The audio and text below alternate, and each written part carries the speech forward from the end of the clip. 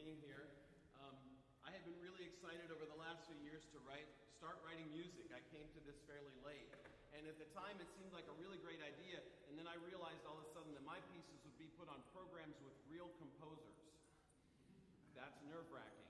And then today it went to the next level because Erik Morales is standing back there. In case you don't know, he's written a lot of trumpet ensemble music. That was really interesting. But very kind and complimentary, and it's great to be with these folks today. That was a sample of something I just wrote for this year for NTC for the trumpet ensemble at the SIA University. My other project that I've been involved with recently is this 26 Contemplative Studies. It's a book of etudes, and actually book 2 is about to come out this summer. And I wrote 26 original poems and 26 original etudes, with the idea being that our students could read the poems, put them in a specific headspace to better inform their musicianship. So I'm going to play an etude that's coming out in book 2, and I'll share the poem with you first. This is entitled Yorkshire, based on a visit that I had there with my good friend Brian Appleby Weinberg and another friend of his that I met named Neil Jowett, who passed away within the last couple of years. Yorkshire, returning to a place I'd never been, to unite with those I'd never met, to make music and to look upon a landscape that awakened the voices of my ancestors dwelling in my soul, who until now remain silent on the subject of my belonging here, among the stone walls, moors, and pubs filled with friends I was pleased to meet and one I will never forget.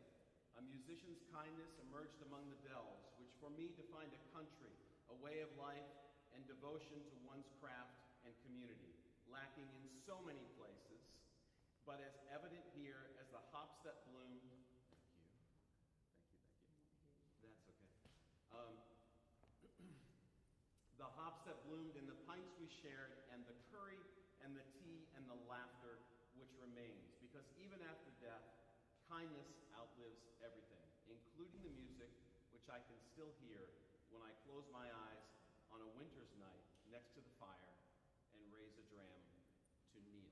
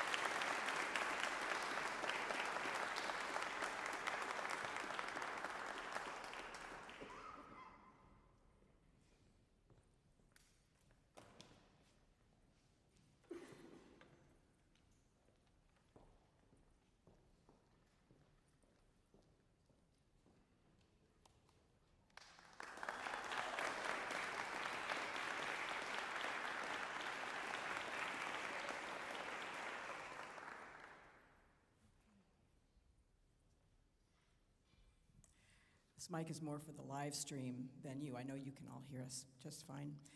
My name's Catherine McMichael. I come from Michigan, and you've got to note that it's the Great Lakes state, because the piece that we'll be playing together is about Lake Baikal, which is in Siberia. And that lake, 400 miles long, 50 miles wide, a mile deep, and then 4 miles of silt under that, can hold all the water in the Great Lakes combined. It's one of the clearest lakes, one of the coldest lakes, one of the purest lakes. It's a UNESCO site. And I was commissioned to write this piece that you'll hear 3 movements of for flute about 22 years ago. And when I get a commission, I try and find a subject that both my player and I are passionate about. We were both really passionate about lakes, and she said, I'm really interested in Lake Baikal. I said, so am I. I mean, what are the chances? It turns out that a friend of mine, her husband was a limnologist, a scientist who studies lakes, who had been to Lake Baikal. And when I called my friend Renee and I said, could I talk to John about Lake Baikal? She said, yeah. So she hands him the phone, and I said, John, tell me about Lake Baikal. And he says, sacred cauldron, ancient sea, pearl of Siberia. He just rhapsodized about this place. All the movements of the piece are the names for this beautiful, beautiful lake. At the time I wrote the piece, there was a paper mill plant on it, polluting it, sending thousands of tons of dioxins and bleach into the lake. Started in the 60s. I wrote this in the 90s. 8 years ago, the plant was shut down due to ecological concerns. And there's the face of Janus. There's always a downside to every upside. The town that used to rely on the paper mill, the population's dropped by half. People don't have jobs. I mean, you don't want to pollute a world treasure, but you hope that there could be a solution. All of these things I mentioned because Lake Baikal, like every beautiful place, it's complicated. There's beauty, there's challenge, there's danger, and I'm hoping that this piece shows some of those aspects. Every movement I got from folk music. University of Michigan and also University of Moscow had hundreds of folk songs about Siberia, and I probably looked at 500 of them and narrowed it down to about 100, and then about 50, and then about 20, and then about 12. And one of the things we'd like to do for you before we play the last movement is play you a few excerpts from where that movement actually came from. The first movement was originally for bass flute, and I have to thank Rebecca Wilt, by the way, who's heard this piece and played it for flute and said, "Oh, this would be a great trumpet piece. You've just got to do it." On the good side of her recovery, which is just absolutely great. So the Sacred Cauldron is about just the primeval beauty of it. It's kind of interesting to note that the original is in major, but I just couldn't live with that, so we put it in minor. Shall we?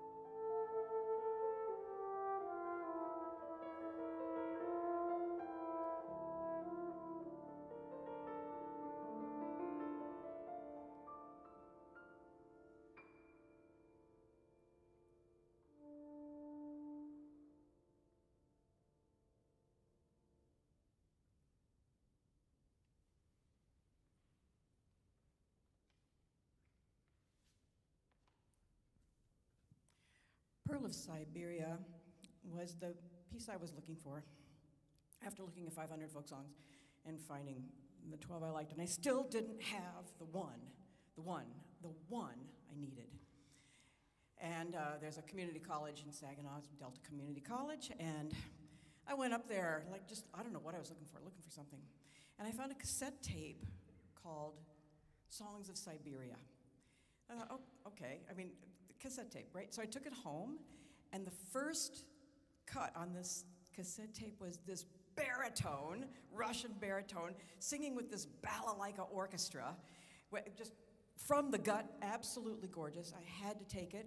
I said, that's it. I mean, I even, you know, one of the process, every piece has a story. It's really interesting. At one point, I was corresponding with the choir director of the Minsk choir in Siberia. They'd had a concert of Siberian folk songs, which I couldn't hear. And so I contacted him. I said, could I hear this? He said, well, that would be kind of hard. We didn't make a recording. I have to get the choir together. I said, oh, that's all right. But this, okay, Pearl of Siberia, was the one for me that sort of solidified the piece.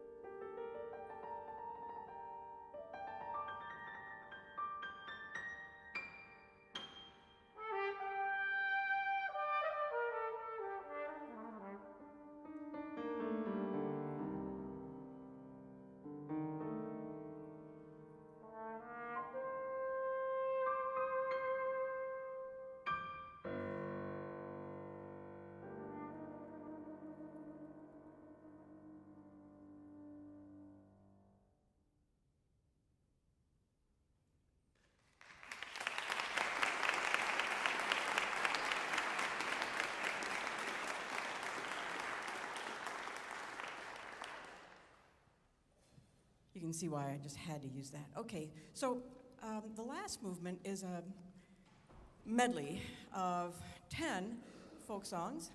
And unbelievably, down in my basement, I had saved all the original photocopies I made of these. And we thought we'd play them for you. Some of them are 4 measures long or 8 measures long. They don't take long, but it shows you where the piece came from and just, you know, and what someone like me would do to mess around with it. Which is what I do with my students. I say, pick a piece and then mess around with it, you know, disguise it or you know, take it somewhere else. So honestly, unbelievably, last night, I thought, oh, I could use Google Translate. I mean, these are all in Russian, and I did take Russian, but I couldn't read these. And my Google Translate actually could translate the words. I'm not gonna tell them some, you know, some of them are like, eat that cherry, cute parrot, and aren't I cute? And don't walk at night, Captain, because it's dangerous. I mean, some of the words that were in these folk songs, but they're all Siberian folk songs, and we're just gonna kind of do them one after the other. You want to? Okay. All right, let's do that. Okay. And here's, I'll put this away, and you can just hear them.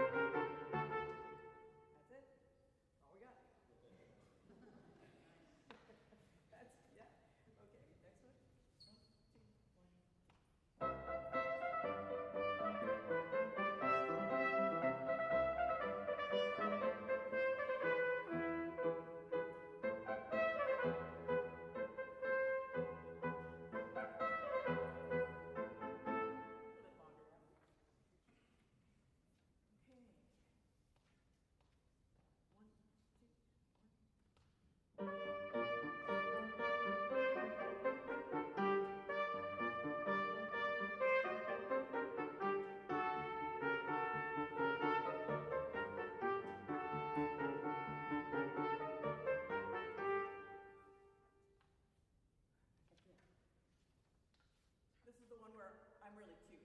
Okay, this is a cute one.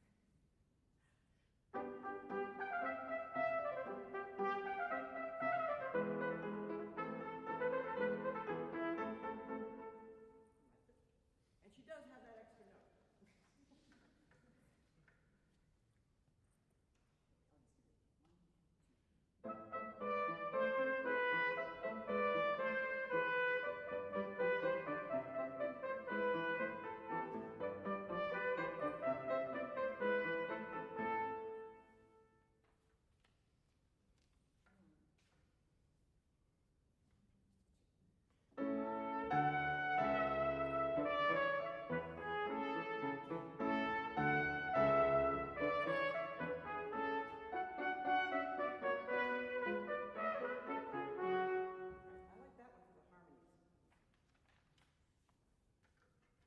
This was really interesting. This one has 3-bar phrases. A lot of Russian folk music did, so I had to include at least one that had that feature.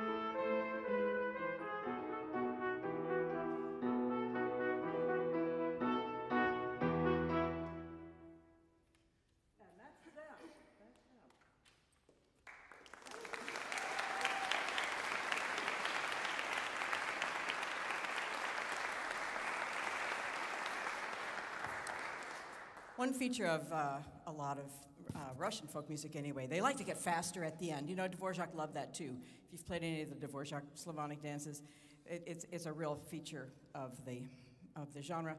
So, okay, so we'll play for you Crystal C, which was originally written for E-flat flute. And we've taken it on to C trumpet. And I've got to thank Jen. We rehearsed it yesterday for the first time. And she made some really good suggestions about range. There are a few places where I had it kind of low. So if you're interested in knowing more about how you might want to play this, then get it from me. I want to make those changes, and then it will be available. I'll do my best not to mess up any of the octave transpositions.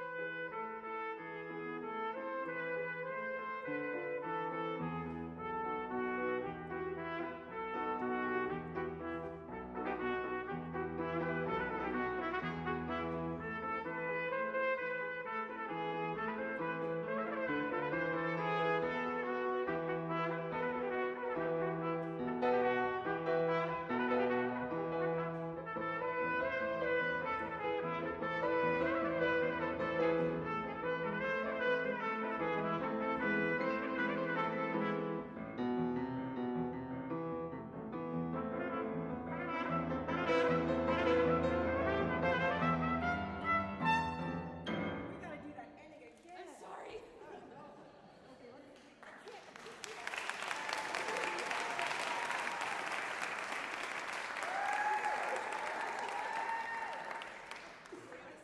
can't leave like that. I can't do that.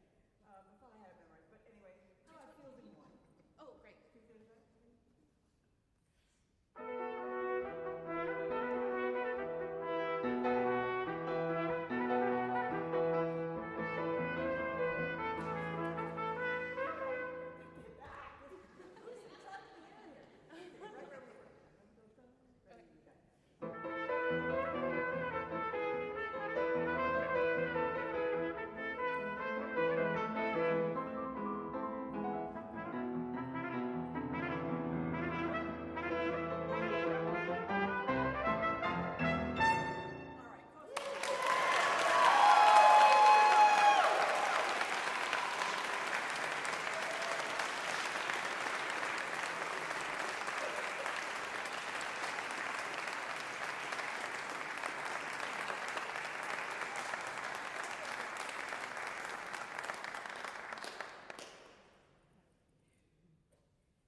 I think we're going to invite Erik onto the stage at this point. Should we do that? Yes. I think we should do that. Come on out, Erik. Erik Morales.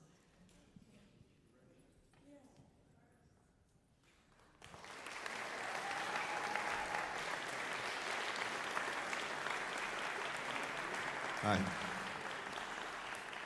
It's good to see everybody here today.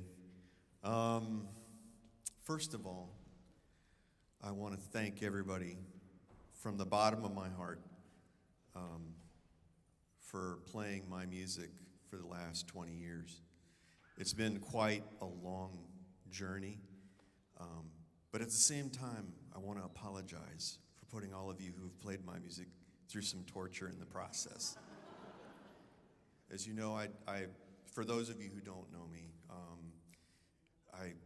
one of the things that brought me to the forefront of trumpet composition is the trumpet ensemble genre. And I've composed a few pieces that are being played at this competition.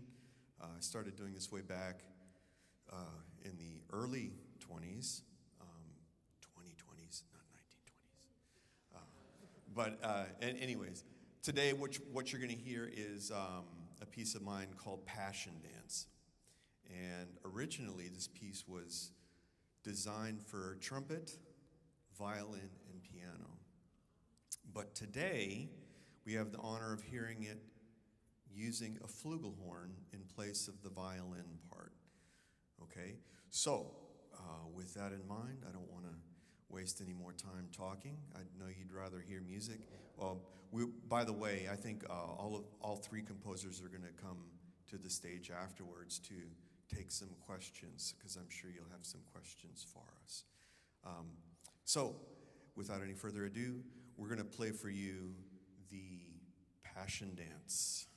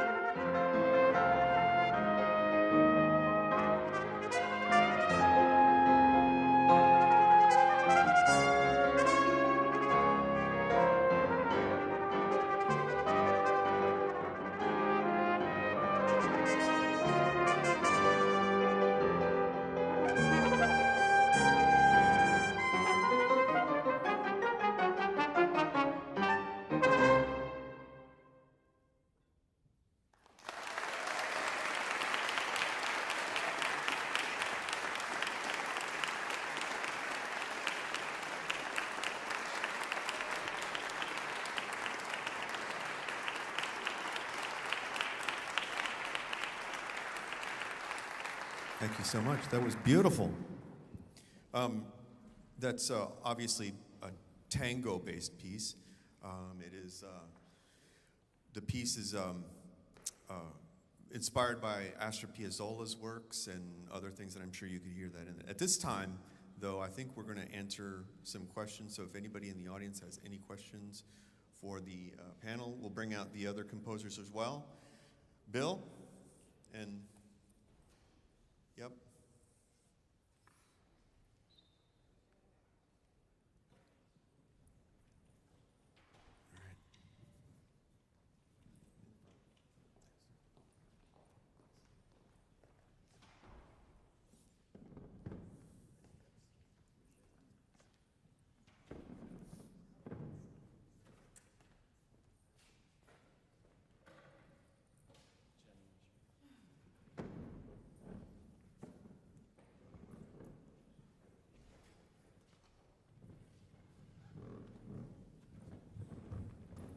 Hello, everybody. I am acting as a mere facilitator. I figured we'd kick this off with a little bit of a background into each of our guest composers. So if you wouldn't mind sharing a little bit about yourselves, what you do and what brought you to composing. I'm a bit of a late bloomer when it comes to this. I really just started in earnest just a few years ago. I joined a crazy group called Trombomundi, and we needed some arrangements. We needed some new music, and so I was kind of inspired to do that. And then this idea of creating stuff for my students has always been something that I wanted to do. And after a high school teaching career and then on to get degrees and to teaching university, I'm always looking for that kind of material. And primarily, I'm inspired by individual people. And I love writing with individual people in mind, with that kind of purpose. As I had stated before, I've been doing this actually since I graduated from college with my undergraduate from what's now called UL Lafayette. Back then, it was called University of Southwestern Louisiana in Lafayette. And it's been a long, slow trajectory for myself of kind of exploring what's possible within the genre of trumpet, not only in the ensemble realm, but in the other realms as well. Some of you might know that I do concert band works and jazz ensemble works and string ensemble works for the educational publishing industry, and I've been doing that since about 2000. But trumpet has really been an incredible passion for me, and I'm a trumpet player, and it's played a huge role in how I approach music. And one of the things I think that can be said about my own composition is I'm not a real experimenter, although a lot of you might disagree with that. But my approach to composition and in general is I want to be able to connect with anybody that walks off the street in terms of what I write. I don't want to alienate anybody, you know? And I think the pursuit of composition sometimes brings composers to do things that aren't understood. And such is the thing with art in general, right? I mean, we look at modern art and sometimes wonder, you know, see an X painted on a white background and say, okay, I could have done that. But that's the point being that my approach has been to try and connect in some palatable way with those who listen to my music. And hopefully that comes across in everything that I do. And just out of curiosity, anybody in the audience, has anybody played my music in the audience? Raise your hand. Oh, wow. Okay. That's wonderful. And that's another thing. Again, I can't thank NTC enough for doing this thing every year. The National Trumpet Competition is a truly amazing organization and an event that I hope will continue on into the future. and we really need to kind of get into what we do. And I think it's great for those who participate as well in becoming the best musician you can be as well. So I'm sure, and I hope that you aren't afraid to ask us some really good questions, because we have a lot to say. But I don't want to continue to talk unless you want to continue to hear me talk. So with that, I'll pass the mic. I'm kind of the outlier. I don't play the trumpet, and I'm a pianist. I'm married to a violinist, and my son is also a violinist. So a lot of my writing actually started out, I guess I would say I'm a job-related composer. I write on projects. You know, when someone says, I would like you to do this, then I get really inspired. I don't do a whole lot of writing just for myself. I like to write for other people. And I am inspired, like Bill, by them, by their passions, by what really, I often when in a conversation with a client, I will say, you know, what do you love? What do you love? And that is usually where we start. And the last question I usually ask after we've talked about range and endurance and, you know, length and budget and everything else, time and I say, okay, you're going to walk out on the stage and you're going to play this piece. What do you want to do? What do you want it to be? And Katie Halbert, who plays French horn, she says, I want it to be majestic. I said, I can do that. You know, so that is what often sets me on the path. I love the research part. Every piece requires research, and I love that part. I've learned so much about so many diverse topics, not the least of which was Lake Baikal. When I wrote Totem Voices, I think some of you may have played that. You know, I did a lot of research into the totems and what they meant and what they didn't mean, and other pieces. Every project has a path, and that's really interesting. And then I just go on a lot of long walks and turn it over in my head. I don't really write at the piano, although sometimes you do, but I find that when I do, it's very trite. You know, it's kind of what I can do. And I would suggest that when you are doing writing, don't use your instrument, because what you can do on your instrument will limit your thoughts to what you can do on your instrument. If you can get away from your instrument or any instrument and just go on those walks, or the beach is wonderful, but I've walked my dog plenty of times, and just think about what you want it to be, and then you're not limited by your own technical facility or your abilities or the range of your instrument, you know? So I find that freeing myself from the piano is a good way to just let the ideas bubble up. And I often start with paper and pencil. You know, I'll write down a theme or two, and then I turn on the old finale, you know, and get going there. And often it doesn't go anywhere where I thought it was going to go, but just having those few ideas. Here's another thing that's kind of interesting. I'll lie in bed in the morning. Okay, I've got to do something. I've got to get this. I've got to get this intro or this transition or this second theme or whatever. And you lie there and you just run these themes in your head and you think, can I do 3 things with it right now? And I tell my students, you don't need a lot of ideas. You need a lot of ideas about your ideas.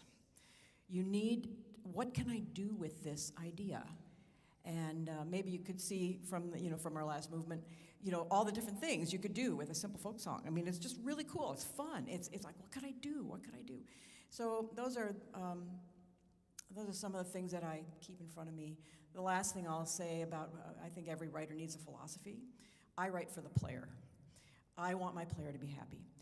If my player is happy, they'll play it really well, and we'll all be happy.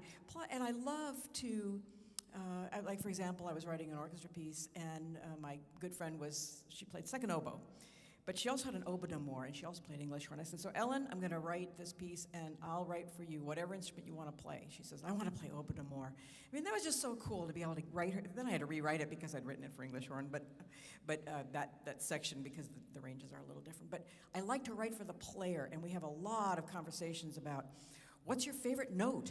Honestly, most people do have one. What do you like? The oboists, they love those fingered octaves. So when I wrote this oboe concerto, there's a lot of fingered octaves in there. So I want to make the player happy. I want them to love it. I want them to feel like they're their very best self and playing beyond what they thought they could do. And I like to make it accessible, you know, like Erik too. I try and bend a few boundaries, but I know my strengths, and really atonal, serial stuff, that's just not what I do best. And if someone approaches me, I'll say, have you listened to my music? You know, I like key signatures, I like time signatures, I like tonalities, I even like major chords, and there are gonna be a few. And so you need to know that, and so people seek me out that like what I do. And everybody, you know, has a personal style, and people find them and say, I really like the way you, I like how you sound. I want to play that. That's so terribly inspiring and exciting to do that. Thank you all for sharing that. Do we have any audience questions? Your hand was up first, Caleb. So I am an aspiring composer, and I draw a lot of inspiration from nature as well. What are some of the things that you think of whenever you're out trying to experience nature and try to incorporate that into your day? So the question is how do you connect nature to your musical thoughts? Anyone have any? I'll just start with, because of the way that my book came about, I've always tied literature or words to sound. And so sometimes when an event happened, or I would read a poem or something, and instead of trying to formulate thoughts in response to those thoughts, I would do that in sound. I would improvise, I would play. And so I think it's a matter of translation, really. Like, you take those things in, and rather than trying to figure out how to describe them verbally, because we run out of words way before we run out of thoughts or sounds, musical sounds, then think about doing it that way. I'm excited about a project that I'm going to start writing this spring that involves me, unfortunately, having to go to Durango, Colorado several times. I did this to myself, but I want to write some music based on that area and the history of that area, and it's going to be for trumpet ensemble and full orchestra, and so I'm going to go just immerse myself there and have this very experience of sitting downtown and just spending time and turning, right, and turn that experience into sound rather than, ultimately, rather than just words or describing it that way. I also start with diagrams. I'm a pencil and paper person, and sometimes I'm just drawing diagrams and shapes of where I want things to go and how things are sectionalized, and then eventually get there. So I think your question goes more to process. Yeah. Because process of composition for me personally, there is an element of trying to draw in visually from things that you experience, right? But there's also, at least for me, and this is personal, when I have an idea, it's like buried treasure. And the treasure, it was always there, right? It's like finding something on the beach and you're wiping away the sand and it slowly reveals itself. That's how the process has been for me. So it might start with a spark of an idea or even a sound that I've heard, or some other music that I've heard as well.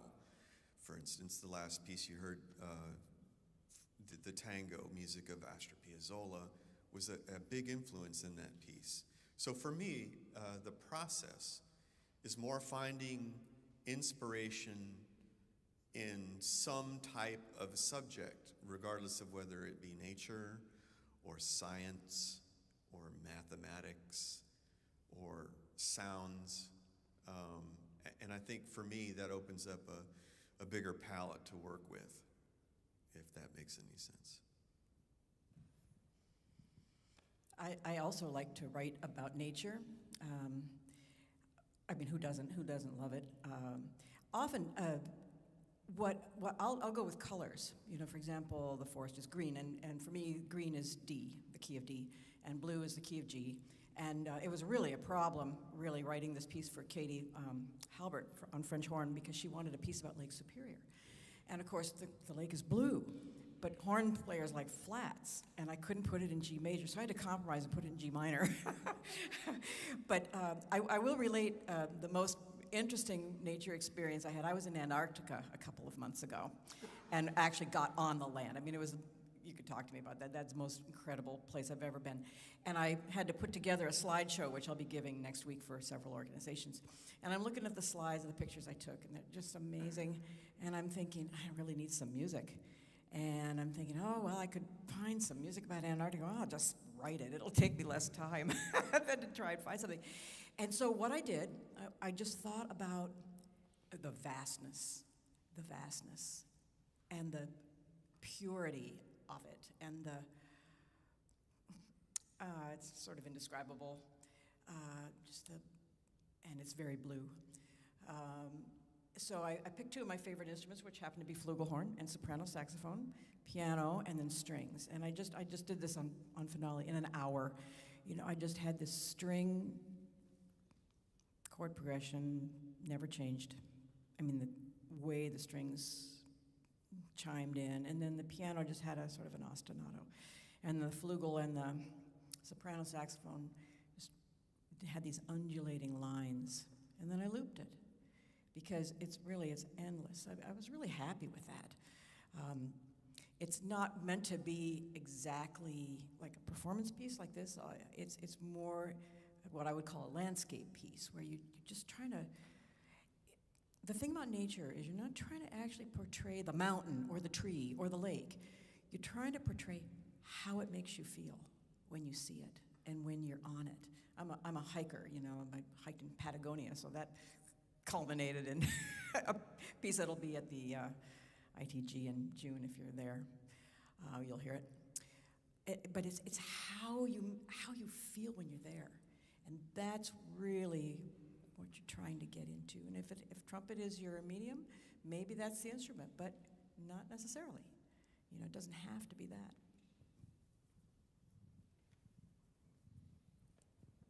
Thank you. There's another question up here.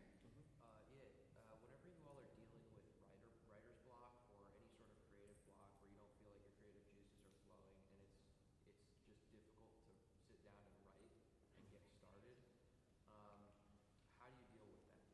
That's a great question. For the stream, you asked how to overcome writer's block. Any recommendations? Have a deadline. It doesn't work. For me, it's a matter of stepping away and then informing myself with something else. And to be honest, for me, it's going for a drive.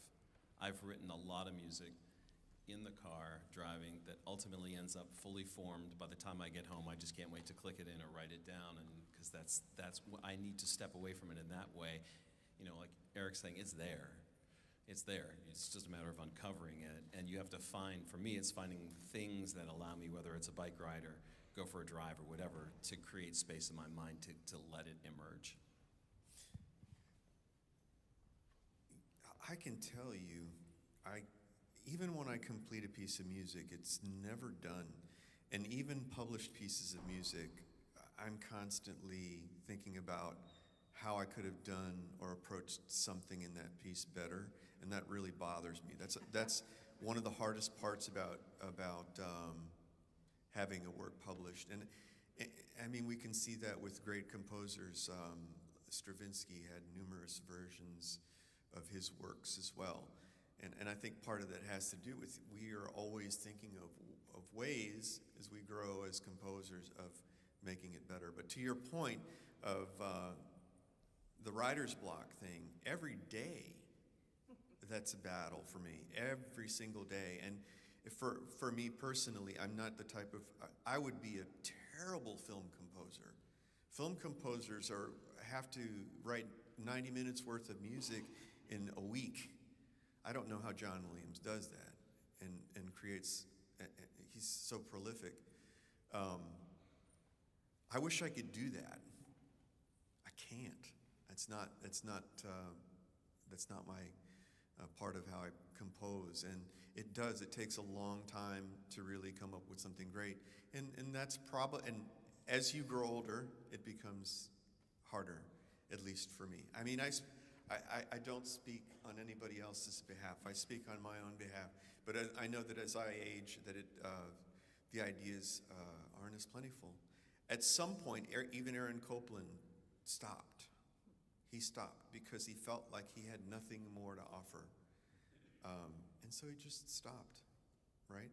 So, and I'm not saying that I'm getting to that point yet, but writer's block is a thing, and truly the only way for me to get over writer's block is if I have to, and I don't normally like to do this, I'll force something. Forcing an idea sometimes leads to other ideas. Yeah. And that's often sparked some really great things. So I have a couple practical suggestions. I read a book by Thomas Mann, not the 1500 Thomas Mann, but a book called The Dark Night of the Soul. And it talked about how we all enter into periods of, if maybe we're not writers, but we enter into periods of we're not inspired. Everything is boring. Everything is useless. It's a waste of time. And I went to the chapter on creativity, and you're paid to be creative. it's a big responsibility. And his suggestion was this, because I was struggling with this. He said, go back to something that's inspired you in the past. Go back to something that has inspired you in the past. And I had written a piece, Seven Saints and Sinners, a series of sculptures, and one of the movements was the saint, okay? And so I went to the Psalms to find my inspiration. And so I was working on a symphony piece, and I thought, okay, I don't know what I'm looking for, but I know I'll find it. And there's 105 Psalms. I read them all. And like I did with the folk tunes, I kind of kept a list of my favorites and then winnowed them down, and finally came to the three. I thought, okay, that I can do this. I can do that. So that is a very, very useful suggestion. You've been inspired. You've written before. Something's really turned you on. Go back to that, because there are more ideas to be gotten from whatever inspired you in the past. So just revisit it. Another inspiration, and it sounds kind of gimmicky, but it's really fun, and I've done this quite a bit. I almost always hide the letters of my client's name in their piece, whatever their musical letters happen to be. I wrote a piece about David Einfeld. Now, there's a lot of good letters there. D-A, then another D, and then E, and then he had an F, and I just had a blast with that. And it's funny, you just sit down and kind of mess around, and I thought, yeah. And the sculpture piece that I did, his name was Marshall M. Fredericks, so there are a lot of good musical letters there. I had a blast with that. And it's valid, you find your ideas wherever they come. And so try that, well, I could go high for that note. Well, I could go low. All right, and then you put a rhythm with it, and all of a sudden you've kind of got something, and you think, oh, what could I do with that? Again, you don't need a lot of ideas. You just need a lot of ideas about your ideas. So, start with either familiar subjects that have been fruitful for you, or just do a couple little tricks, and it will help. It will make it into something. And then I tell my client, your name is right here, and nobody will know but you. And they like that. We have time for 2 more questions. Plaid in the back.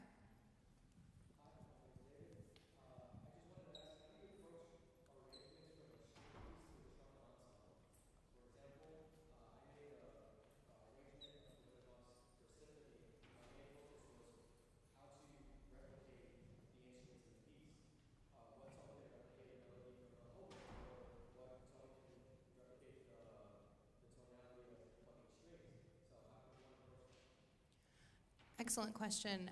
The question is, how do you translate the sounds of like an orchestra into a trumpet ensemble and replicate those timbres? I mean, I have a lot to say on that, but because I've done I've done a number of transcriptions that deal with that.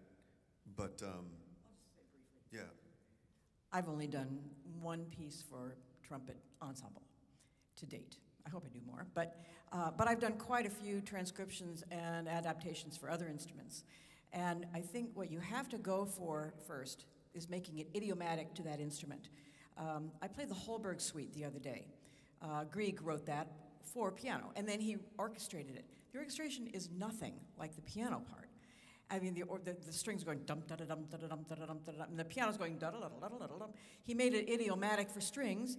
What you ask yourself, what am I after? Am I after energy? Am I after calm? Am I after texture? Am I, and find the elements of the original that you want to preserve, and then figure out how that can be best done for the instruments that you're writing for, whatever they happen to be.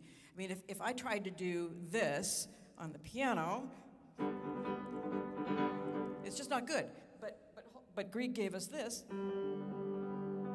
which what you're after is flow and energy. So you're trying to find idiomatically what works for the instruments you're adapting for, whatever that happens to be. So in the works that I've done, that are transcriptions, for me, the most important thing to do is to make sure that you place whatever instrument you're trying to translate that's not a trumpet into the trumpet realm, to place it in the proper octave, right? Because a lot of it, not only is it a tone quality thing, right, where you're kind of thinking about, well, for instance, oboe, muted trumpet, right, is common to do. But more importantly, I think that you try to find a way to translate the original work as best as you can in terms of where it sits, in terms of the octave that it's in, right? Otherwise, it starts to really stray away and sound different. I know I've done Jupiter and Mars from the planets, and that was a challenge because there are a lot of interesting techniques. Like in the beginning of Mars, you have the low strings going, and a lot of that is off of the string. So you hear the actual sound of the string. So how do you translate that into a trumpet ensemble? Well, what I did was I used the mouthpiece tapping method, but very softly, and it's just a very subtle thing, which in turn was borrowed from Cityscapes, which some of you know. But Cityscapes, the interesting thing about that is that's incredibly controversial, and I accept it. For those of you who listen to that work, and then all of a sudden the mouthpiece tapping thing starts, and it's got mixed reviews, and I totally get it. Some instructors are like, oh, you should never tap your instrument, your mouthpiece is going to get stuck. But I would tell you that if done properly, right, and if your instrument and equipment is good, you shouldn't have a problem with stuff like that. And the whole idea in the first place is experimentation. So it goes back to the thing where, one person's art may not set somebody else on fire. So. We have time for one more question. Red headband? Sorry.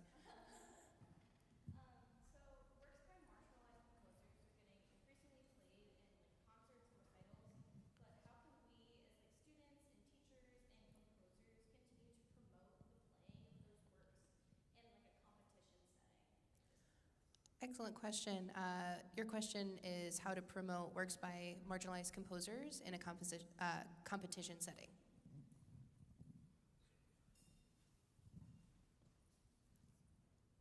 Am I the token marginalized composer? They've got to be good. They've got to be good music. I don't care who writes it. I have a controversial point of view on that. As a woman, I'm often included in works by women, and I'm grateful to be included. I don't want to be included because I'm female. I want to be included because my work is good. And that has got to be the prime decision. And then in whatever, I mean, if it's idiomatically convincing and it displays the characteristics of great trumpet playing or great piano playing or whatever, okay, well then it should be there, And I think you've got to make people know that it's out there in situations such as this, where, or the ITG, or lots of places where new music is heard. Okay, well, I mean, there's the internet. I mean, there are ways to get this stuff to people in their hands, and if it's good, it will. I mean, maybe I'm naive, but if it's good, it will endure. I mean, think about all the composers that were writing when Beethoven was writing, or when Bach was writing, or when, all the great romantic composers. I mean, there were hundreds. Okay, who do we play? Okay, well, I know who we play. But it is good music that gets played. I mean, there's a lot of good music that doesn't get played, but it's our task to play it in forms where it gets heard, so then it can go forward. But it's got to be good. It's got to be good. I really resist, well, let's include this because it's by this person. I mean, well, okay, fine. But that is not doing the composer or the music or the future of music any good. That's my point. Yeah, I would just say, especially as an educator, that we're accountable for this.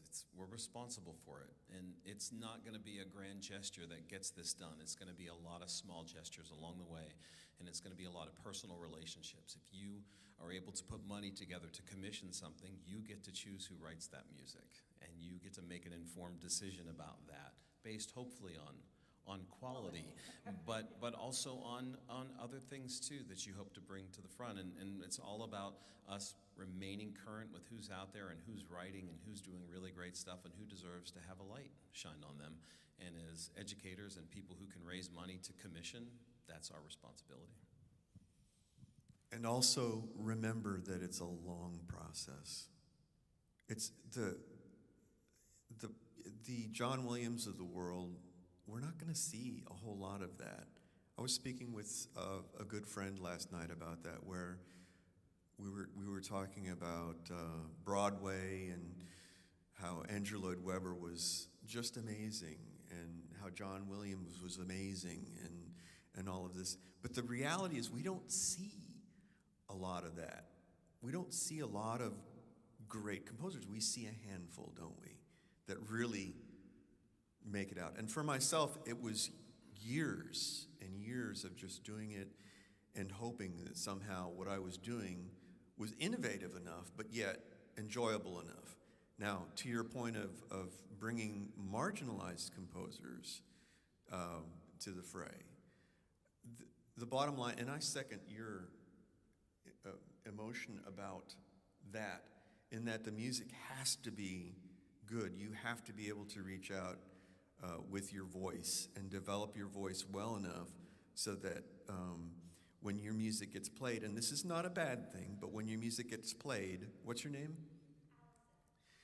People will say, "That's Allison," when they hear your pieces. And they'll say it thinking that it's really cool, not thinking, "Oh, that's Allison," but that is Allison. Just like we would say, that is John Williams, or that's Andrew Lloyd Webber, or whoever your favorite composer is, right? That's really the best way, I think, to get your music out there, is to just, and remember, it's going to take time. Yeah. One thing that's really helpful, that has been helpful for me, you need a champion. You need someone who loves that piece and will play it all over the place. For Totem Voices, and some of you are familiar with that piece, I wrote that 20 years ago. It sat there for 10 years. Richard Turk played it, and he played it, but it sort of sat there. And then I met Mary Elizabeth Bowden. We were on a concert together down in Naples, Florida. And I said to her, "I've got this trumpet piece, it's pretty good. I think it's got merit. Could I send it to you? Would you be interested in taking a look at it?" And she said, "Yeah."